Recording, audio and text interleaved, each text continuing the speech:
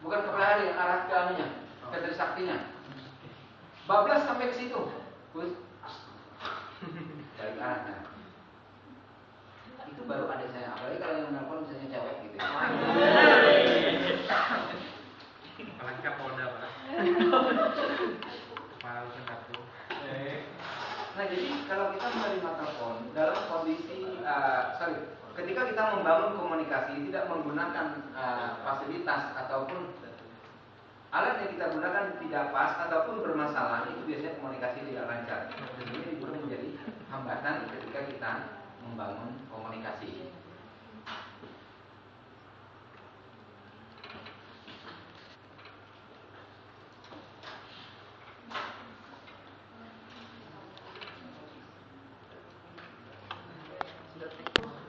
Yang pertama itu adalah salah dalam mengembangkan pesan. Kan kemarin kita ada bicara bahwa ketika kita memulai pesan itu awalnya itu ada ide dulu, ada ide untuk menyampaikan pesan. Lalu ada ide, lalu pesan itu dikembangkan. Nah, kesalahan yang mungkin pertama kali terjadi itu adalah kesalahan dalam hal mengembangkan sebuah pesan. Jadi misalnya kita ada ide untuk menyampaikan sesuatu kepada orang lain. Tetapi dalam prosesnya, ketika mau menyampaikan itu, cara mengembangkannya salah.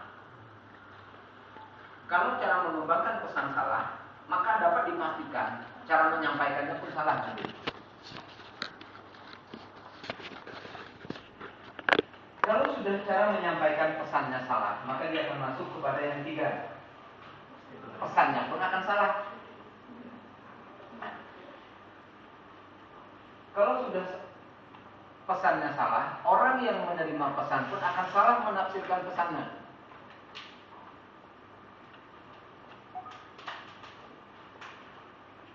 Kita di jalan melihat orang melambai tangan karena salah mempersepsikan salah menerima. Kita berpikir orang itu melambai kepada kita, lalu kita membuat reaksi terhadap itu, yaitu dengan membalas lambaian tangan. Berarti kita kan salah menafsirkan. Padahal ternyata orang bukan melambai kepada kita. Gimana malamnya Pak ya? Siapa aja supannya itu? Nah, ini satu bentuk kesalahan-kesalahan dalam hal kita berkomunikasi. Jadi kesalahan yang mungkin pertama terjadi itu adalah kesalahan dari awal si pembuat pesan dulu. 1, 2 itu kesalahan yang berada pada posisi si pembuat pesan. Itu ada pesan itu kan kemarin berawal dari ide dulu. Setelah ada ide baru berkembang menjadi yang namanya sebuah pesan. Nah, ketika mengembangkan ini pesan ini salah, maka dia pasti menyampaikan pesannya pun atau pesan yang disampaikannya pun akan salah. Dan yang ketiga tadi adalah kesalahan di pihak yang menerima sekarang. Si penerima pesan salah menerima pesan, lalu akhirnya dia salah menafsirkan. Ketemu cewek, begitu berpapasan jalan senyum-senyum, dikira nyinyumi kita, padahal ternyata ada temannya di belakang. Kita senyum-senyum juga. Wah, siapa itu? Agus. Akhirnya si cewek itu berpikir, ini ngapain nih cowok senyum-senyum sendiri? Lalu seolah kata ceweknya itu, ini cowok ini GR sendiri kayaknya. Aduh Jo, depannya Jo. Nah, penyebab daripada salah menafsirkan ini ada 3, yaitu perbedaan latar belakang, perbedaan penafsiran kata, dan perbedaan reaksi emosional. Saya hanya bahas tentang latar belakang. Kalau yang 2, yang penafsiran kata tadi sudah kita singgung, reaksi emosional juga sudah kita singgung. Latar belakang. Latar belakang itu kan biasanya yang mudah kita lihat ada latar belakang pendidikan orang. Orang yang berpendidikan dan yang tidak berpendidikan, ketika kita membangun komunikasi, ini kadang-kadang bisa salah juga. Mungkin maksud kita itu baik, tetapi cara menyampaikan yang tidak pas, orang bisa jadi tersinggung. Ada di dekat rumah saya itu masjid. Depan rumah saya itu masjid besar. Satu hari ada yang azan. Cuma yang azan ini salah. Pak Haji ini banknya azannya itu salah. Cuma oleh Pak Haji yang satunya ini begitu selesai azan langsung ditegur Pak Hajinya itu. Negor ini tengah jemaah. Tersinggung Pak Hajinya. Harusnya menegur itu jangan di tengah jemaah. Atau mungkin udah selesai salat nanti komunikasi dengan baik. Gimana menurut pendapat Pak Haji azan yang benar itu seperti apa? Nah jadi apapun niat kita untuk menyampaikan sesuatu yang baik, kalau salah cara menyampaikannya, komunikasinya bisa jadi masalah. Komunikasi tidak lancar, bahkan mungkin komunikasinya itu terputus.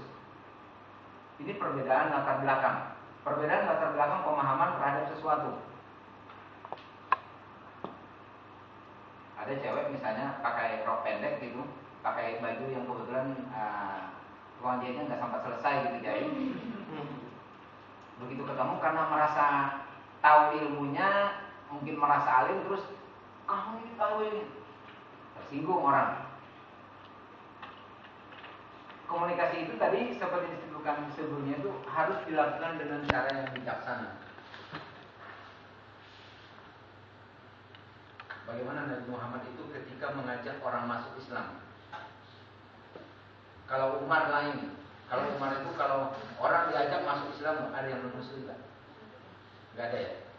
Ada? Oh ada. Gak apa-apa. Saya ambil contoh aja. Karena itu yang saya tahu.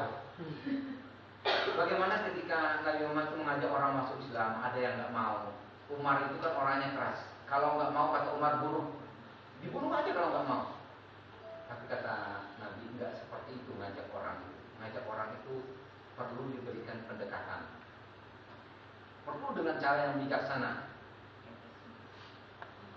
Dan akhirnya agama Islam itu disebarkan dengan cara lemah lembut dan bijaksana. Umar itu kerasnya hatinya luar biasa. Begitu mendengar anaknya ngaji, langsung menyatakan diri masuk Islam.